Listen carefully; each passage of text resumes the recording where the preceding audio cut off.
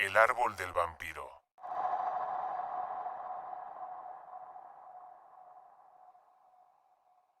A finales del siglo XVIII, en plena época de la colonia en México, vivió un hombre al que todos conocían como Don Jorge, el cual era oriundo de Guadalajara. Él no se quedó a vivir en la capital, sino que se marchó a un pequeño pueblo llamado Belén, en donde se compró una preciosa hacienda de gran tamaño. Cualquiera pensaría que disponiendo de una gran fortuna, Don Jorge sería del agrado de muchas personas. Pero lo cierto era que todos ahí lo veían con miedo y recelo. Siempre vestía completamente de negro y salía a caminar a altas horas de la noche, costumbres que les parecían muy sospechosas a los lugareños. La situación empeoró cuando, al poco tiempo de llegar él, notaron que varios de sus animales se les estaban muriendo. La escena era siempre la misma: guardaban el ganado por las noches, y por la mañana encontraban a las criaturas inmóviles en el suelo, con la yugular ensangrentada, como si alguna bestia las hubiese mordido y luego les hubiera drenado la sangre. Rápidamente, se corrió la alarma por todos los rincones de Belén y algunos campesinos acordaron hacer guardia al oscurecer. Fue así como una noche, tras escuchar ruidos en el corral de uno de los vecinos, acudieron con palos y rifles en mano, pero ¿cuál fue su sorpresa al encontrar a Don Jorge encaramado al cuello de un toro, sorbiendo la sangre como si le fuera la vida en ello? Asustados, los campesinos trataron de atraparlo, pero el hombre se les escapó con una agilidad inhumana. Al día siguiente, todos en el pueblo se habían enterado de que el hacendado era un vampiro. Por eso siempre salía de noche. Algunas personas decidieron acudir con el sacerdote de la parroquia local, para pedirle que exorcizara la hacienda. Otros, convencidos de que la única manera de acabar con la criatura era clavándole una estaca en el corazón, afilaron un palo y lo mojaron con agua bendita antes de ir en su búsqueda. Acorralaron a Don Jorge dentro de su propiedad, mientras en las afueras, el párroco gritaba oraciones y encomendaba su alma a Dios. Cuando la estaca le atravesó el corazón, el hacendado emitió un agudo grito de terror y de rabia, y juró agonizando que un día volvería para vengarse de todos los que habitaban en ese pueblo. Por la mañana recogieron su cuerpo sin vida y fueron a enterrarlo en el panteón de Belén. Pasó el tiempo e inexplicablemente un árbol empezó a crecer en la tumba, rompiendo la losa a su alrededor y dejando únicamente intacta la lápida. Los lugareños lo llamaron el árbol del vampiro y tienen la creencia de que es un mal augurio, por lo que siempre que pueden, evitan acercarse a él.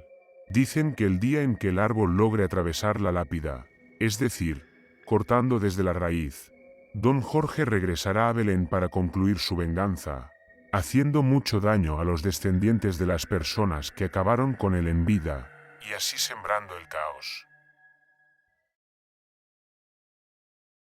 El hombre sin cabeza.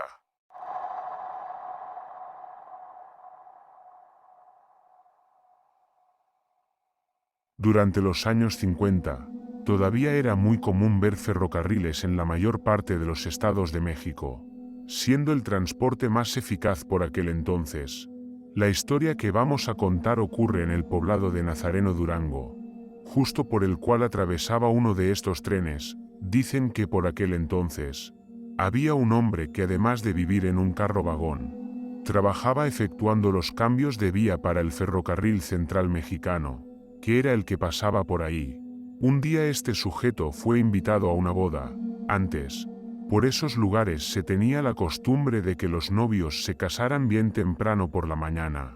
Para que la fiesta se extendiera a lo largo del día, amigos y familiares se reunían para desayunar, comer y cenar con cerveza, mezcal y diversas delicias gastronómicas según la región. El hombre del ferrocarril siempre cumplía con su trabajo, eso era cierto, pero por desgracia también era muy vicioso. Así que el día de la boda se levantó muy temprano y no bien concluyó la ceremonia de casamiento, se dispuso a comer y a beber como si no hubiera un mañana. Todos los invitados bailaban y se la pasaban en grande, por lo cual su comportamiento pasó desapercibido. De pronto, al caer la noche, se acordó de que a las 11 tenía que hacer el siguiente cambio de vía. Borracho y tambaleante, se dirigió hasta las vías del ferrocarril para cumplir con su trabajo, pensando que ahí mismo podría dormir un rato hasta el siguiente cambio, que era a las 6 de la mañana. Tan pronto como concluyera con dicho turno, podría volver a la boda para seguir festejando con los novios y los demás, además de disfrutar de un buen desayuno. En esto estaba pensando mientras movía las palancas correspondientes y entonces, vencido por el sueño y la ebriedad, se tumbó a un lado de la vía, sin darse cuenta de que había dejado la cabeza apoyada en uno de los rieles. Un pitido lejano anunció la llegada del tren, pero el hombre ni se inmutó, tampoco se percató de cómo el ferrocarril le cercenaba la cabeza limpiamente. Al pasar a toda velocidad entre las vías, su cuerpo quedó inmóvil y decapitado en medio de aquel paraje, y su cabeza, ensangrentada, fue a parar al otro lado. Nadie se dio cuenta sino hasta varias horas después de que saliera el sol.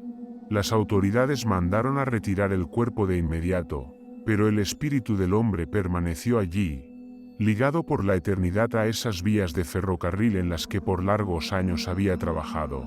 Aún hoy, muchas personas de Nazareno afirman que se le puede ver caminando a altas horas de la madrugada sobre las mismas. Su silueta es escalofriante, pues no tiene cabeza.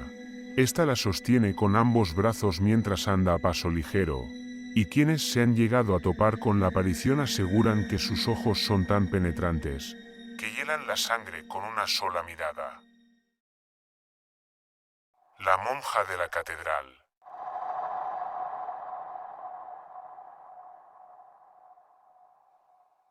Hay una vieja leyenda mexicana que dice que hace mucho tiempo, en los tiempos de la invasión francesa en México, existía un convento en los límites del estado de Durango. Allí, vivía una hermosa muchacha llamada Beatriz, que a pesar de su juventud y su belleza, había decidido tomar los hábitos, pues era muy piadosa y tenía muy poco interés en los hombres.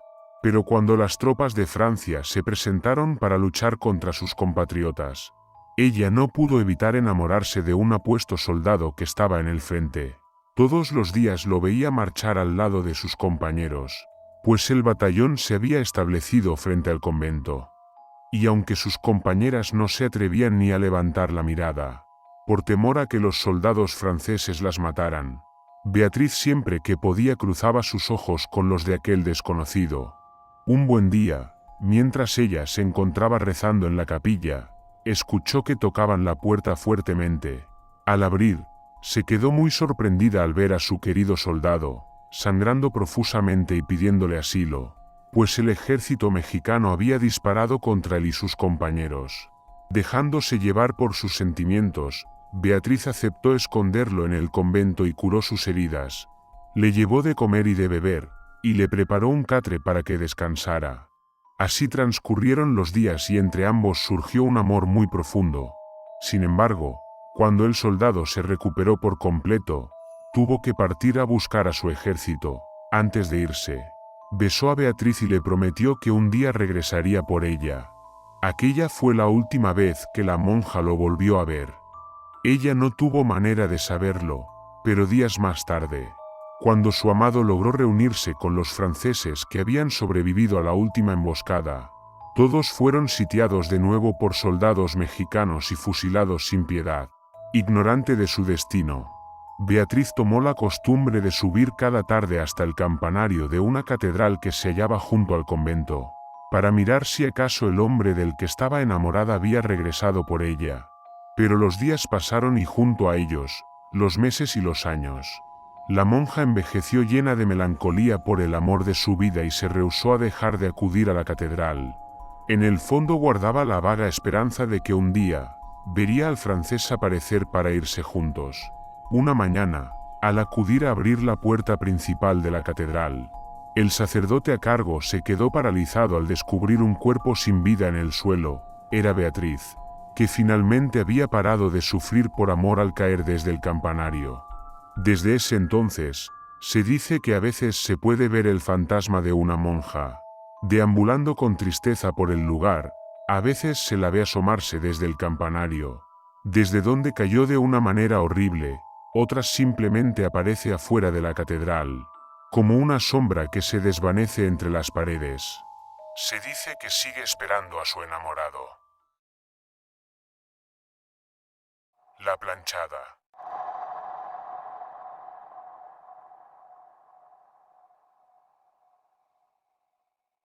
Esta es una historia que aconteció hace muchos años en el famoso Hospital Juárez de la Ciudad de México, una de las instituciones médicas más emblemáticas de la capital.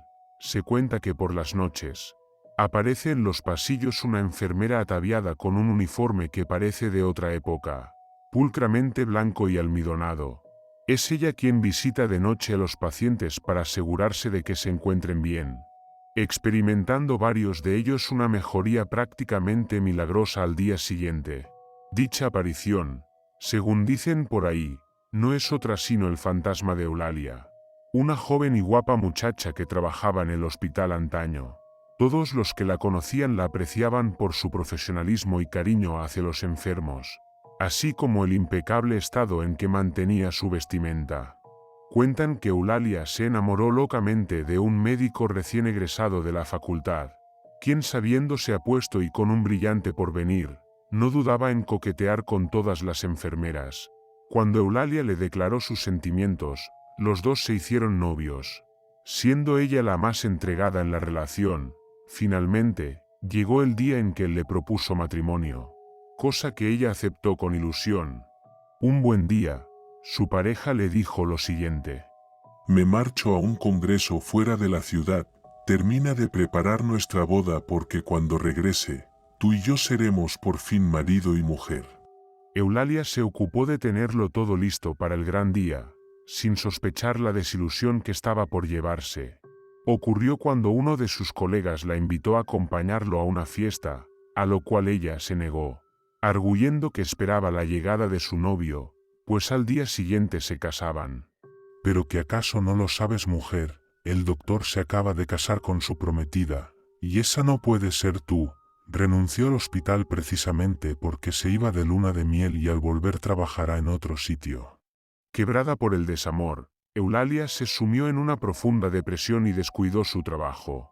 Ya no era amable con los pacientes ni los cuidaba como antaño. Varios llegaron a morir a causa de su negligencia sin que a ella le importara. Cuando Eulalia también cayó enferma, fue internada en el mismo Hospital Juárez, donde días más tarde falleció. Y entonces comenzó la leyenda. Enfermeras, médicos y muchos otros individuos del personal juraban verla aparecer por las noches. Así pasaran los años. Se conservaba joven y bella, con el mismo atuendo de enfermera que usaba en sus días y gracias al cual la bautizaron como la planchada, pues jamás se habían visto ropas tan inmaculadas y carentes de arrugas. Los galenos que se quedaban dormidos en su guardia recibían misteriosas palmadas que los despertaban en medio de la madrugada. Se dice que Eulalia es un alma que pena por los más enfermos, como un castigo propio, por la crueldad que les mostró en sus últimos meses de vida.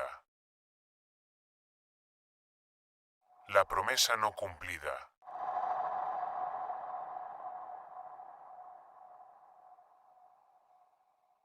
La siguiente leyenda es muy conocida en el municipio mexicano de Hidalgo, en el estado de Tamaulipas. Existe en este lugar, protegido por los pinos de la Sierra Madre Oriental, un sitio conocido como el Santuario de la Virgen del Chorrito, donde se rinde homenaje a la Virgen de la Gota de Agua.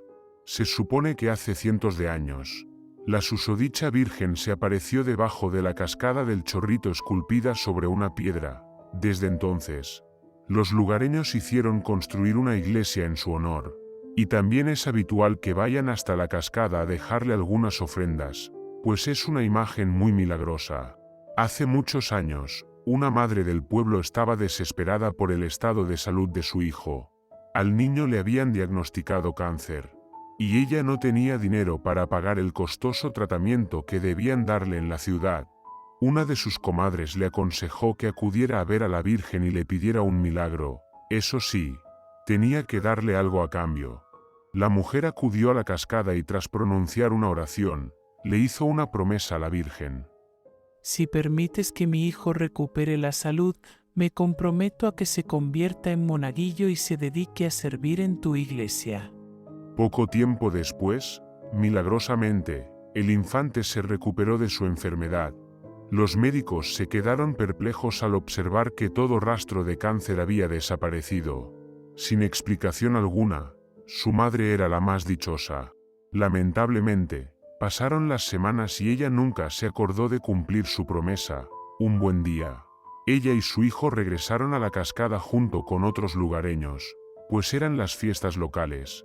A mitad de la celebración, el chiquillo se extravió y todos se organizaron en grupos para ir a buscarlo. Invadida por un mal presentimiento, la madre se dirigió a la gruta bajo la cascada donde habitaba la imagen de la Virgen. Lo que encontró allí la llenó de asombro y terror. A un lado de la Virgen se hallaba el cuerpo de su hijo, completamente convertido en piedra.